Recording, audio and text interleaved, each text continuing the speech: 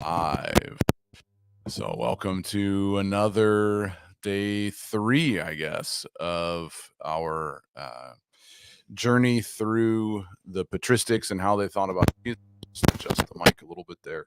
How they thought about the incarnation, and this has been wonderful to spend time with everybody. So, I'm just going to take a second and share the video, let people know that we are live.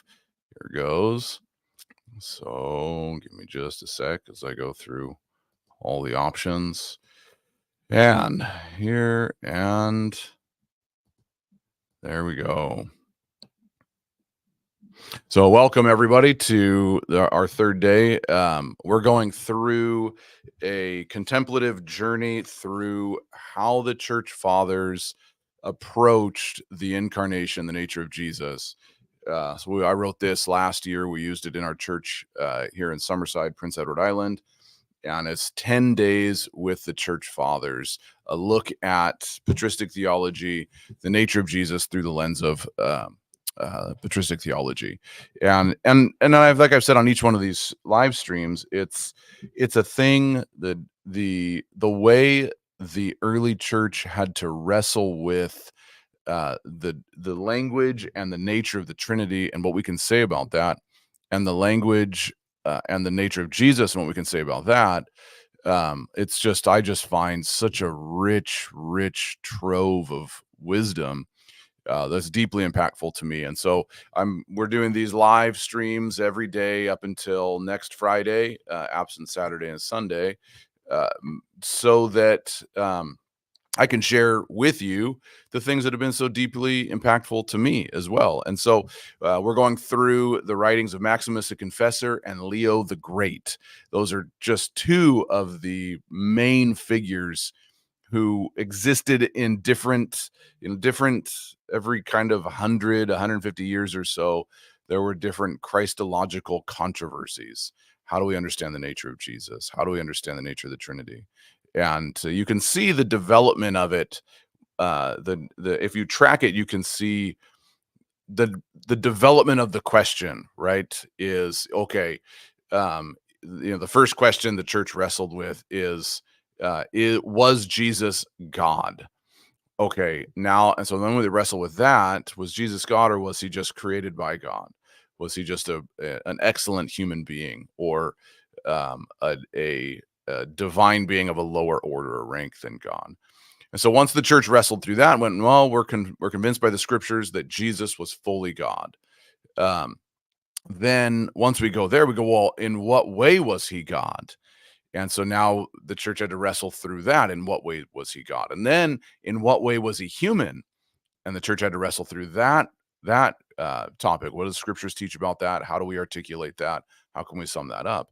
And then the church has to wrestle through, in what ways do his divinity and humanity have some kind of impact on each other? And so the church that's the Chalcedonian Council. And then so now that we've said Jesus is both fully God, fully man, we've said those are distinct and but united. Now we can say all that. Okay, well, now we've got to wrestle through, in what ways was the divine in what was the divine, was it in any way overcoming of the human, and looking at the divine will. So you could see, and we're talking 600-700 years now, right? You can see this development of the question, how do we think about Jesus? What do we think about Jesus? Okay, now that we think he's God, how do we think about him as God? Okay, well, how do we think about him as man then? And if we think about him as man, how do we think about the God-man union? And now how do we think about the man and the impact of the God-man? So anyway, we're, like I said, 600-700 years, we're getting into, and it gets more and more nuanced, but Maximus the Confessor is kind of signifies the end of the debate as it existed, in terms of, okay, now this is we're trying to iron this out. So it didn't necessarily end the debate, because there's people that would still go, well, he had one will or two wills, but that was the argument with Maximus the Confessor. Leo was, how do the divine and the human intermingle? Are they mixed? Are they the same? Does one overtake the other? What can we say about the human? What can we say about the divine? So we're looking at two of the figures in church history who would constitute a maturation of the language when it comes to the Christological debates. And so that's why we're going through this. And that's why I wrote this, to show what did the early church wrestle with and how did they come to an understanding and how does that impact us today? Because my question is always going to be, their question was between Jesus and God, Jesus and human and divine, how did that interplay? My question following from that is, what is the impact upon my own humanity now that we can say that? And so we're on day 3, and as with each one of these days, we've provided a free version of the PDF of this book. There's a link in the video description, whether on YouTube or Facebook, and you can download that.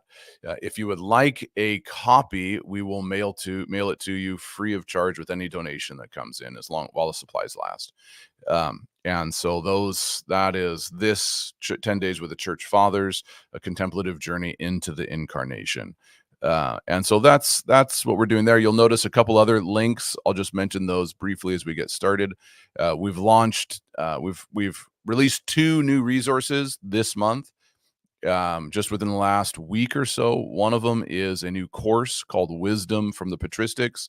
It's all pre-recorded content. It's go at your own pace, and you can register for that. There's 35 different lessons. There's about half of those are videos, half of those are written.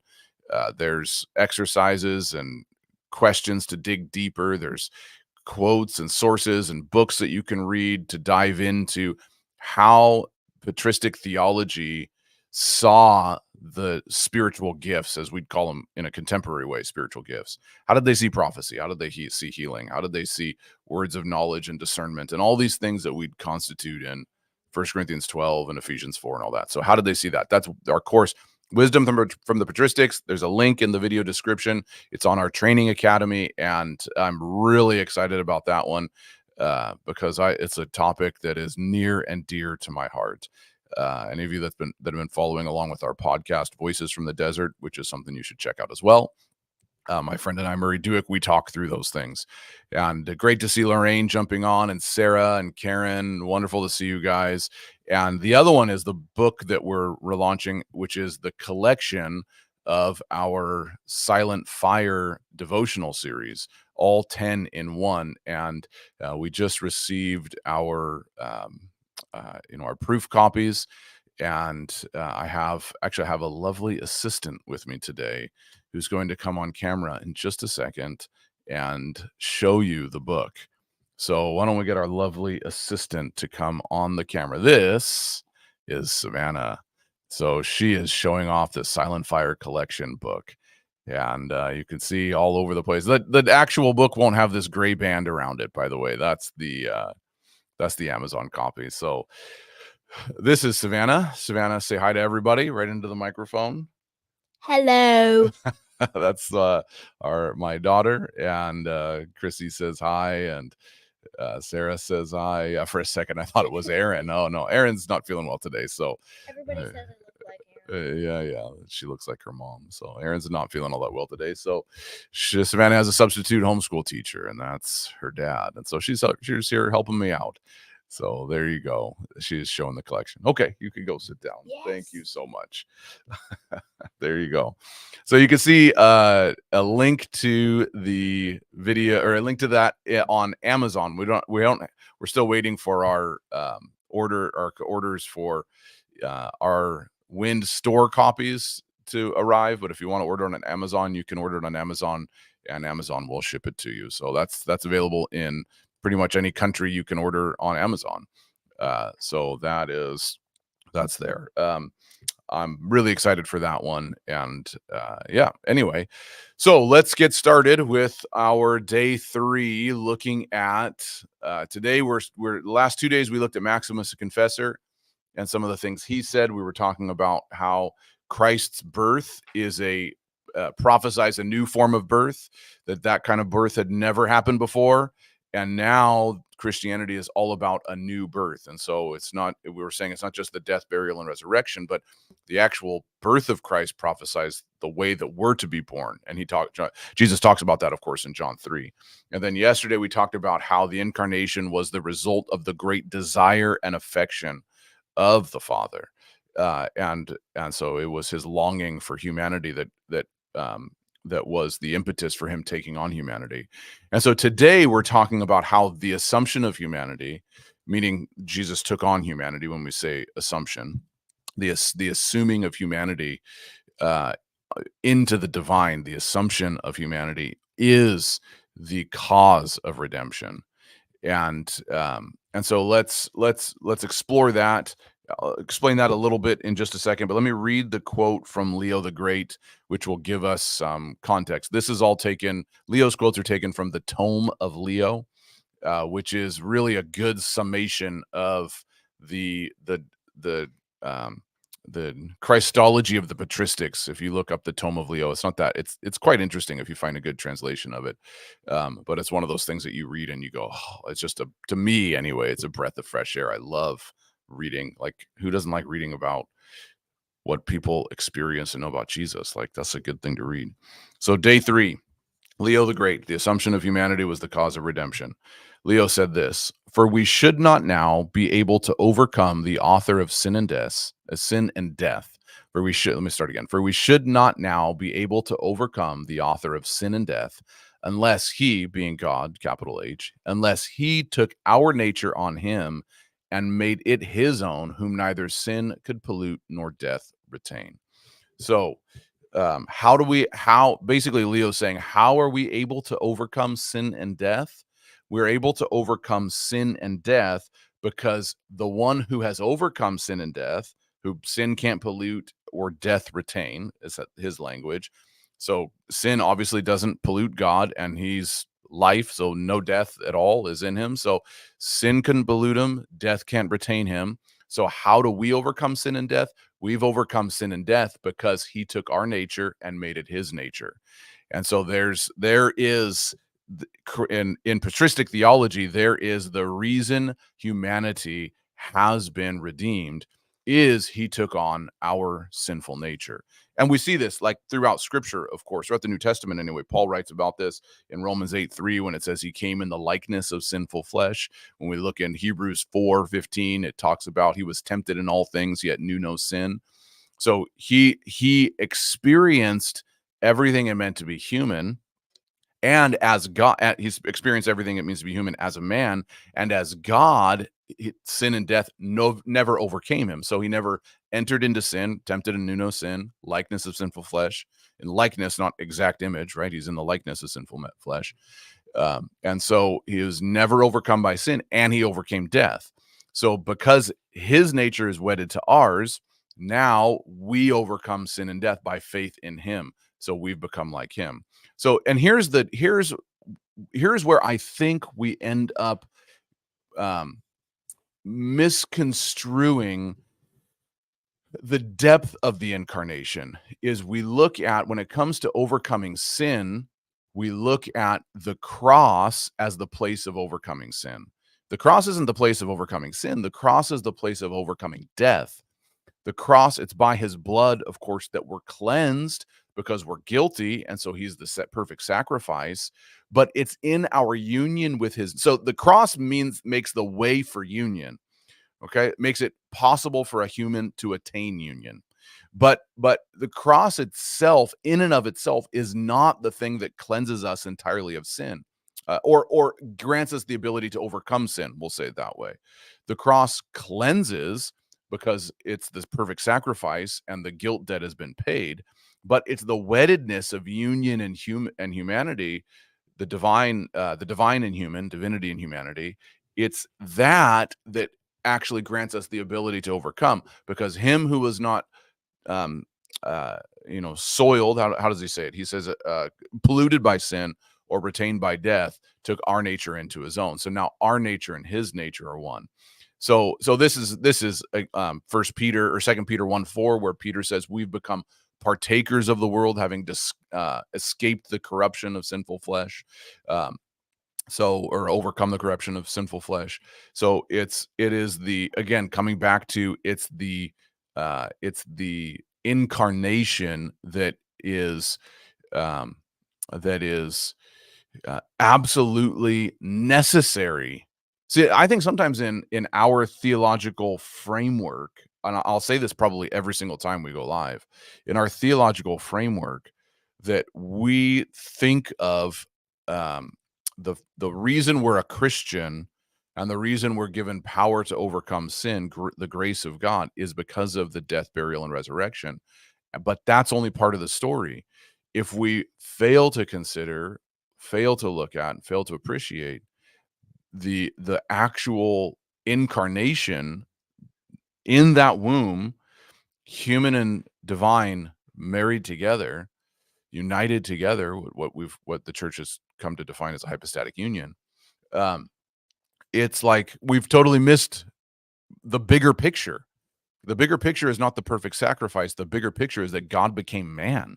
That's crazy if you think about it. That's what stunned the early church, is that God became a, how could he ever do this? So much so that one of the great first controversies was, well, he couldn't have really become human. He just appeared as a human. He didn't actually have a body. He was just a disembodied spirit that looked like a human. And the church soundly condemned that, because no, in order for him to redeem humanity, he took on all that it means to be human, which we'll talk about in a future video. But in order to grant us the ability to overcome, in order for humanity to overcome sin, it needed to be united to the one who had overcome sin, or sin could never even touch. And so that puts a whole different spin on the Christian life, is that now that you're united, sin, it's not that sin doesn't have a hold on you because your conscience has been cleansed. That's one part of it. It's that sin doesn't have a hold on you because you are a partaker of the divine nature, and sin doesn't have a hold on the divine nature. That is actually the deeper implication, is his dissension to humanity. Um, and we'll unpack this again in a later video. His dissension to humanity is the reason for humanity's ascension. That's what Ephesians 4 is essentially talking about. So I want to read you this little paragraph from the 10-day journey, and something I read in response to this quote, or something I wrote in response to this quote from Leo the Great. I wrote this: what had Christ come to redeem? Humanity. How did he do that? By becoming human. The first act of redemption in the story of Christ is that he became what he was not, in order to make what he was not into him. Without this as a catalyst of human redemption, the restoration of humanity would have fallen short. So the means of redemption is the incarnation, and the way of redemption is the cross. So you can't, the thing is, it in contemporary um contemporary salvation theology, I guess, is it we've emphasized one and de-emphasized the other. In patristic theology, the thing they talked about was the incarnation. That was everything to them, because God became man. So we have to understand that. And we have, because we have the creeds, and we understand some of the formulas, and we can say things like he was both fully God and fully man. But that took 500 years to iron out that kind of language that's so precise. He's fully God and fully man. um that now we don't consider that as much. And that is kind of where I go, well, when I read these and I see what they were thinking about, I go, oh man, we need to think about this a lot more. It's deep, it's profound, and it's a mystery. And so Leo is actually, when Leo wrote that, the Tome of Leo is in response to the Council of Chalcedon, which was in response to the argument between Nestorius and Cyril, that started with Nestorius going, well, you can't say Mary is the bearer of God, because God could never be contained in a womb. And Cyril said, no, we have to say Mary's the bearer of God, because God was there redeeming humanity in it's the same nature as us. And so they argued and clashed over that. And what ultimately, now by the time Leo writes the Tome of Leo, Cyril and Nestorius have both passed away. But Leo then is the one who codifies, after all the bishops and all the theologians get together and wrestle with all of this, and they're arguing, and part of them are arguing between the different cultures and languages between the East and the West. And Leo wrote this, and when it was read in the council, the voice or the echo that cries out in the council halls with all the people that hear it, so they say, the voice of Peter, the voice of Leo. And the voice of Peter is the voice of Leo, essentially. And so they were looking at what Leo said, not in light of a new understanding, but in light of clarifying how the church sees the teachings of Peter in particular. And so the voice of Peter, the voice of Leo. So this is the thing with all of this, with all of these thoughts that go into Leo and Maximus, and then others, Gregor of Nyssa, Gregor Nazianzen, Basil, Athanasius, Augustine, all these guys who wrote about this and thought about this and contemplated this. All of these thoughts are just them trying to clarify what the apostles taught. So they're not saying Leo is bringing a whole new understanding to the table. They're going, Leo has captured what Peter was saying. And so when Leo says he took our nature into his own, our nature that was defiled by sin, was retained by death, his nature that isn't defiled by sin and isn't defiled by death, he takes our nature into his own in order to affect our nature, which we're going to talk about more. So the assumption of humanity in the incarnation, the taking on of human flesh, and is the reason human flesh has been transformed, is the reason human flesh has been redeemed. Now the cross is absolutely necessary, but we're approaching Christmas, not Easter. So we're trying to rediscover the importance of that womb, the baby in the womb of Mary. And there's we can look at lots of different verses in the Psalms actually talk about how only God can save. God is the savior and only God can save. And so then when we understand that a human being can't save, right? Only God can save. And so then how did God save? So that's where Jesus is fully God. How did he save? Well, he brought our nature into his. And in one, a restoration to from the first Adam to the second Adam. So there's a restoration, but two, it's the elevation of humanity, the descension of God and the descension of the divine and the ascension of the human. So he's wedded us to him. And so that's what I wanted to share with you today was Leo's thoughts about redemption as it pertains to the incarnation and how important that virgin birth was. And why that is the new form of birth being prophesied, right? And the great affection God has for humanity is the reason he went and did this. God so loved the world. And the means through which he redeems humanity is by taking it into himself. And we'll get even further into this because it's not by negating our humanity, which is another thing that we tend to think about when it comes to salvation, is that we become fully spiritual and we lose our humanness. But we talked about this yesterday a little bit. You don't lose your humanness because now you are a spiritual being. You are a fully alive being, meaning your humanity is caught up into his life, and not one being eliminated or one being overthrown or overwhelmed. It is the entirety of who you are. So the reason or the means of redemption was the assumption of humanity. So again, what I wanted to share with you today. So take a look at the links, download the PDF, follow along on your own. If you want to make a donation to Wind, we would love that. And we'll send you one of these. And check out the Silent Fire collection on Amazon. There's the link there. And take a look at the Wisdom from the Patristics course.